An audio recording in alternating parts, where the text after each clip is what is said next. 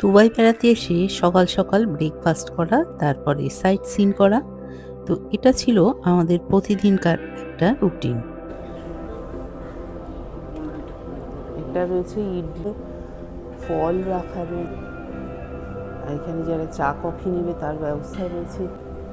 আচ্ছা, আর এখানে রয়েছে ব্রেড। হ্যালো বন্ধুরা, কেমন আছেন সবাই? আশা করি খুব ভালো আছেন। আজ আমি আপনাদের নিয়ে যাব ভুজ খালিফার 124 তলাতে।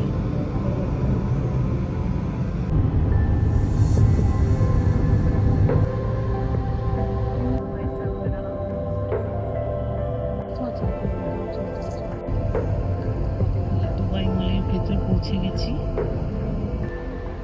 আমরা যেখান থেকে ঢুকেছিলাম সেই জায়গাটার নাম হচ্ছে দুবাই মল জাবিল এন্ট্রেন্স। এখানে আছে ওয়াশরুম। এই হলো বুর্জ খলিফার ওয়াশরুম। দেখানোর একটাই কারণ, অটোমেটিক কিন্তু ফ্ল্যাশ হয়ে যায়। এরপর লিফট করে সোজা উঠে যাব 6 তলাতে।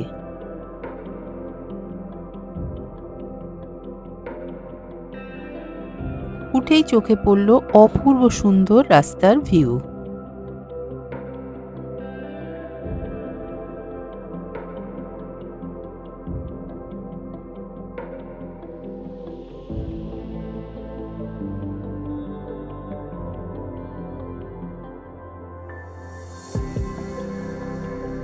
মনে হচ্ছিল একটা জীবন্ত ক্যানভাসের মধ্যে ঢুকে পড়েছি।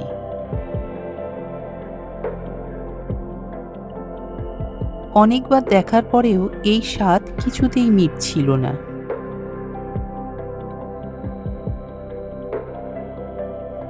আহা, এই দৃশ্য তো ভোলারই নয়। দুপাশেই অপূর্ব সুন্দর দৃশ্য, আর মাঝখান দিয়ে চলে গেছে এই ফ্লাইওভার।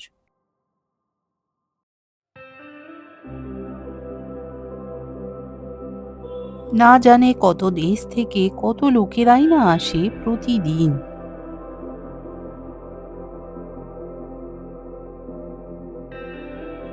চারপাশে রয়েছে প্রচুর সিকিউরিটি গার্ড, সাধারণ মানুষকে হেল্প করবার জন্য। এরপরে এসে পড়লাম একেবারে দুবাই মলের মিডিলে, যেখানে রয়েছে বিশাল আকার এক মেরিন অ্যাকোরিয়াম।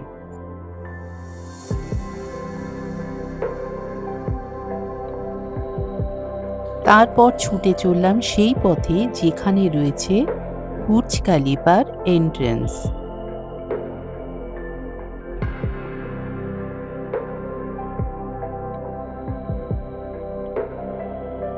অনলাইনে তো টিকিট পাওয়াই যায়, কিন্তু অফলাইনেও কিন্তু এখানে টিকিটের ব্যবস্থা রয়েছে। এখানের প্রবেশ মূল্য কত সেটা সিজন ওয়াইজ কিন্তু বেড়ে যায়, আবার কখনো কমেও যায়।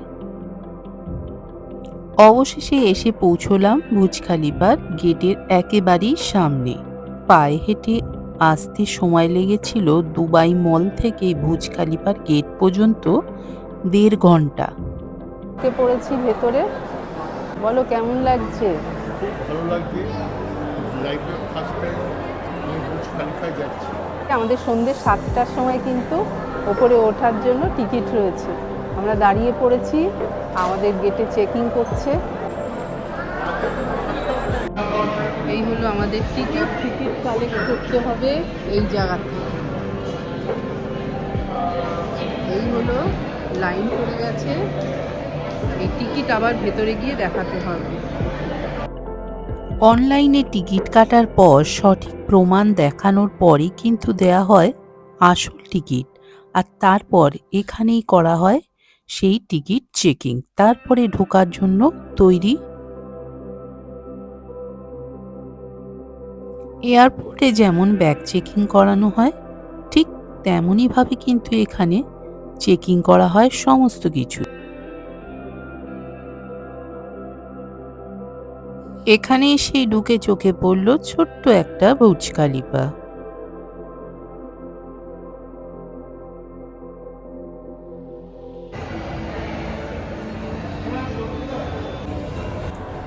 ভেতরে ঢুকে পড়েছি, আর কোনো সিকিউরিটি চেক নেই।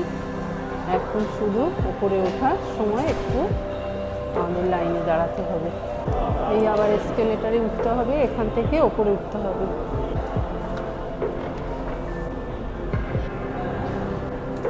2004-এ এটা তৈরির জন্য এরকম স্ট্রাকচার তৈরি করা হচ্ছিল। এই যে সব এখানে রয়েছে কিভাবে তৈরি করা হয়েছে। এই যে এখানে স্ট্রাকচারের প্রথম লেভেল, এটা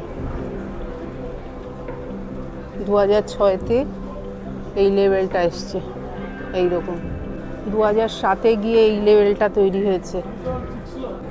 এটাও 2007-এ। বাবা, 2007-এ অনেকটা তৈরি করে ফেলেছে। 2008-এ পুরো স্ট্রাকচারটা তৈরি হয়ে গেছে, পুরোপুরি 2009-তে কমপ্লিট হয়ে গেছে। যে এখানে পুরো দেয়া রয়েছে কত সালে কত বিল্ডিং, এই যে ইঞ্জিনিয়াররা কিভাবে কাজ করেছে তার কিন্তু পুরো এখানে রয়েছে ডিটেল। চলো লাইনে আবার এখানেও দাঁড়াতে হবে।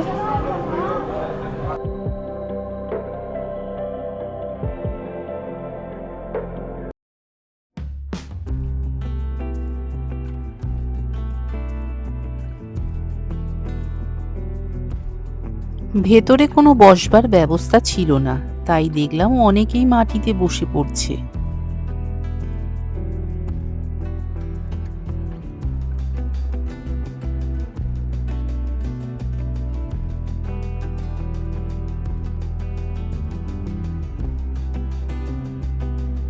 এরপরে ঢুকে পড়েছি লিফটে উঠবার জন্য লম্বা লাইনে।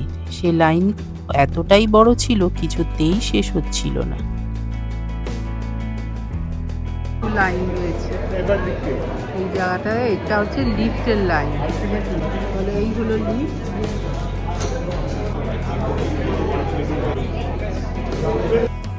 যারা যাবেন টপ লেভেলে তাদের জন্য কিন্তু অন্যরকম ব্যবস্থা রয়েছে।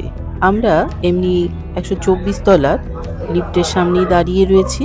তো কিছুক্ষণ বাদেই দেখলাম লিফট খুলে গেল, কিছু লোক ওপর থেকে নেমে আসছে, তারপরে আমাদের ওঠার পালা।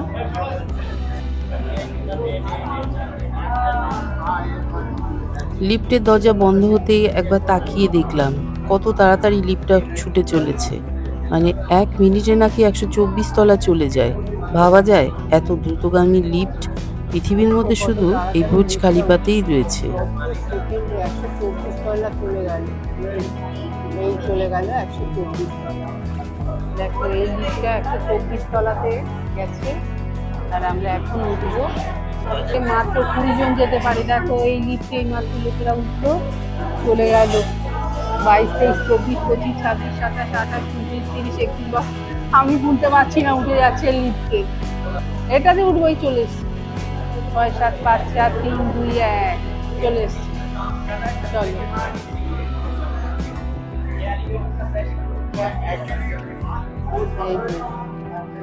এই 24 তলাতে উঠে পড়েছি। সেকেন্ডের মধ্যে লিফটে উঠে পড়েছি, কয়েক সেকেন্ড। চলো আমরা যাই। That side family stay there, please. এই ওভারলোড স্টিল ওভারলোড। ভেতরটাকে দেখো।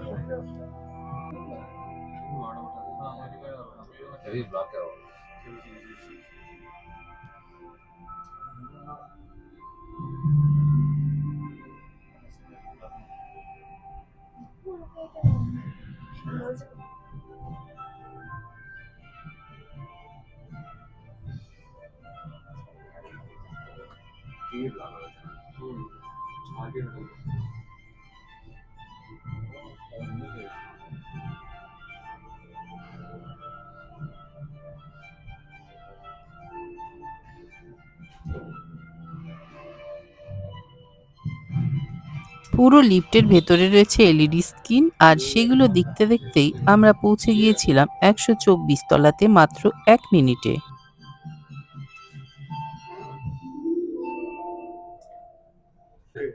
বাবা কানে তালা লেগে যাচ্ছে। 124 তলা। Yeah. So if you're going welcome to level 1 to 4, you can start your train to the balcony. Just go straight to the balcony, please. You can go 1 to 5 by the stairs. একজন একজন করে যেতে পারবে।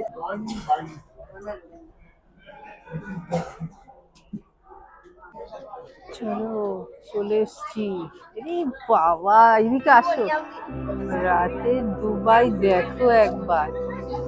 চলো এদিকে চলো। This is the fantastic. এই দেখো, এই যে এখানে This হয় is the lifetime achievement. ফাউন্টেনটা এখন বন্ধ আছে। বলেছে তো আন্ডার মেইনটেনেন্স।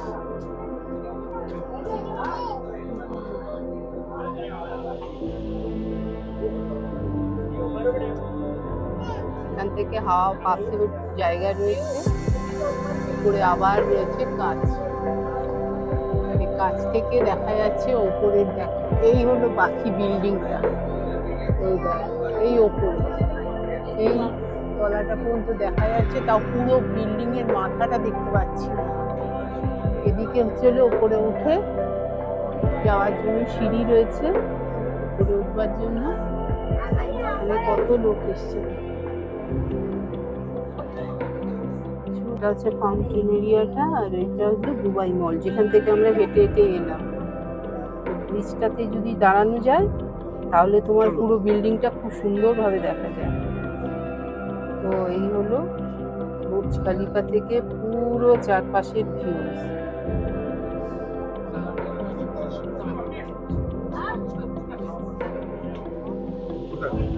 এটা হচ্ছে দুবাই মল।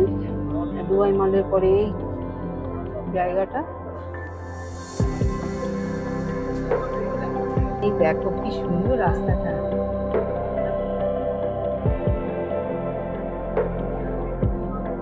দেখো কি সুন্দর এই রাস্তাটাই দেখার মতো।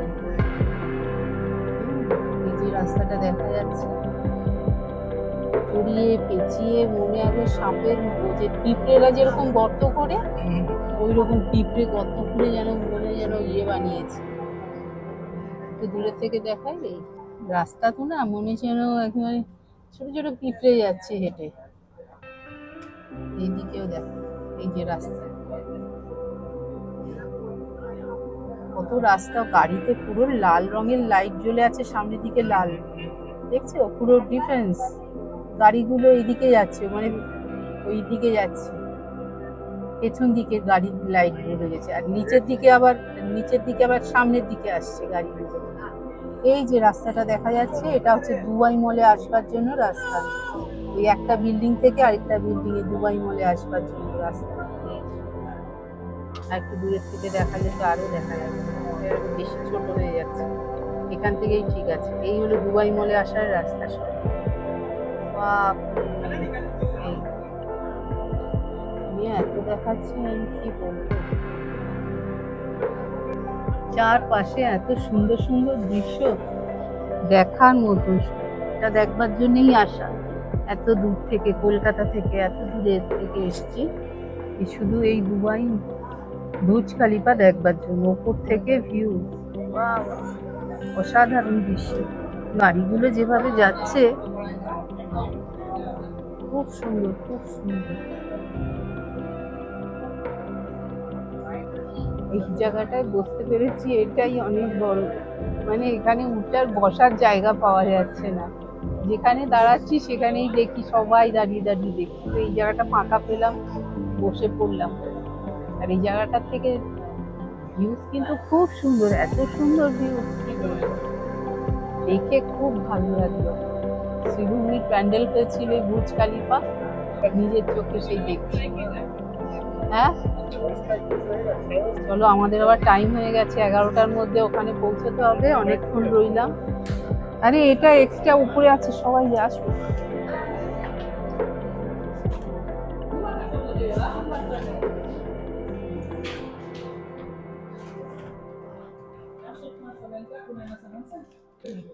লাইটটা কি সুন্দর।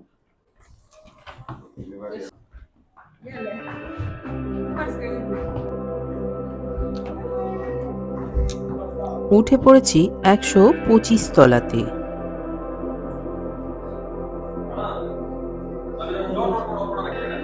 দাঁড়িয়ে দাঁড়িয়ে অনেকে সেলফি তোলে।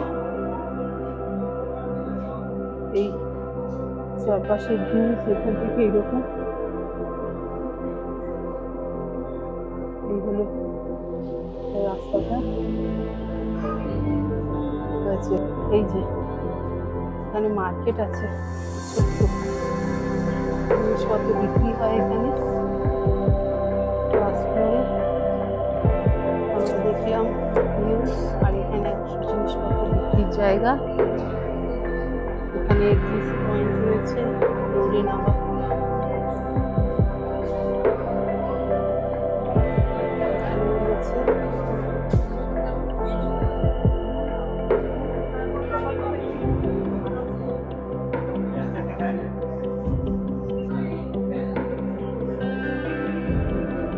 ওই চারপাশে ঘুরে দেখার এটা হচ্ছিল সেই ফ্লোরটা, বুঝলে একই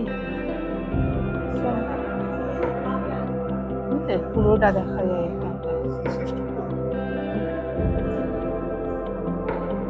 সবাই ফটো তুলতে ব্যস্ত, এখান থেকে বেশ অনেকটা দেখা যায়।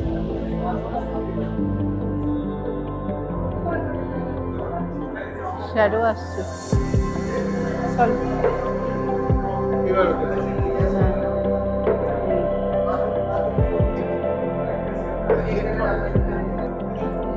আসো তাড়াতাড়ি।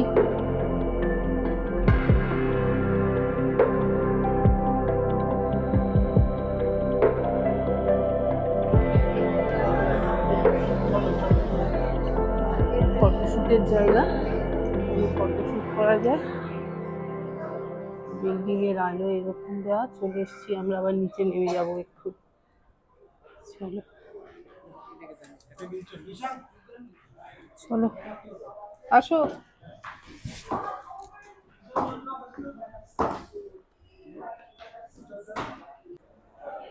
এখন নেমে এসেছি আবার 124 তলাতে।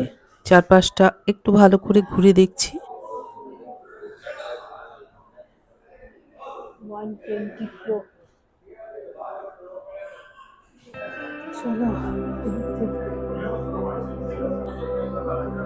ছবি যতটা ভালো দেখছি ক্যামেরা ততটা ভালো আসছে না। নামবে, সে নামার লাইনও কত বিশাল ভিড়, আগে পিছিয়ে। আর এখানে কিন্তু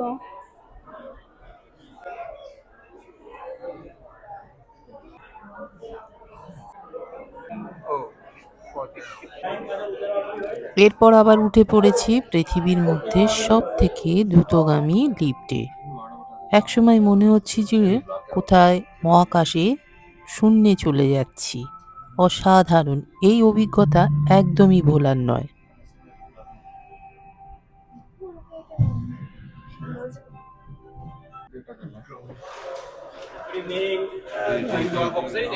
হয়ে গেছে।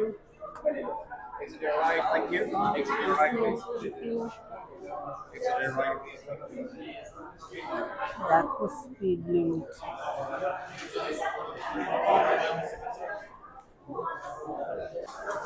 এই এনারা যাচ্ছেন এখন, আর আমরা বেরিয়ে যাচ্ছি। বুর্জ খলিফা তৈরি করবার পেছনে যাদের অবদান রয়েছে তাদের ব্যাপারে বেশ কিছু লেখার ছিল। কিভাবে বুর্জ খলিফা তৈরি হয়েছিল তার মানে মডেল তৈরি করা রয়েছে পুরোটা।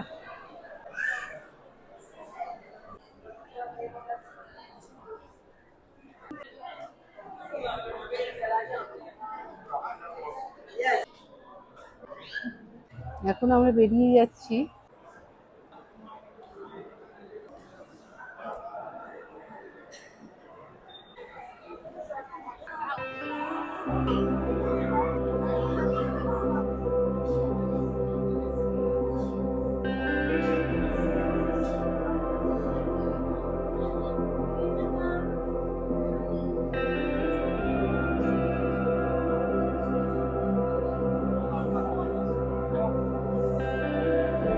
এরপর চোখে পড়ল আলোর ঝলমলে দৃশ্য।